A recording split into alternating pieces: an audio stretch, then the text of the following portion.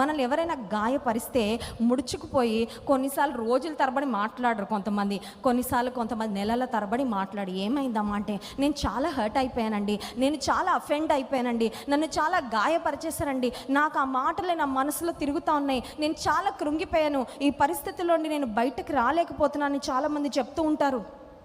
ఇంకా చాలామంది స్త్రీల దగ్గర నాకు ఎక్కువగా వినబడే మాట ఏంటంటే, ఒకప్పుడు బలం ఉందమ్మా, ఇప్పుడు బలము లేదు, ఇంకా నాకు శక్తి లేదు. కొంతమంది సమస్యలు వచ్చినప్పుడు విసిగి వేసారిపోయి ఒక మాట అంటూ ఉంటారు, ఏమనంటే ఇంకా బ్రతుకు బండి ఈడ్చడానికి నాకు శక్తి లేదమ్మా, I do not have any strength to move on. ముందుకు వెళ్ళడానికి ఇంకా నాకు జీవితంలో ఓపిక లేదు, శక్తి లేదు, నా శక్తి చాలదు అనే స్థితిలో ఒకవేళ నువ్వు ఇక్కడికి వచ్చినట్లయితే ప్రేమైన సహోదరి గమనించు, నీ బలహీనతలలో నిన్ను బలపరిచి నీకు బలముగా దేవుడుండి నిన్నొక బలమైన స్త్రీగా దేవుడు సిద్ధపరచాలని ఆశిస్తున్నాడు. నమ్మిన వారు స్తోత్రం చెప్దాం. హల్లెలూయా.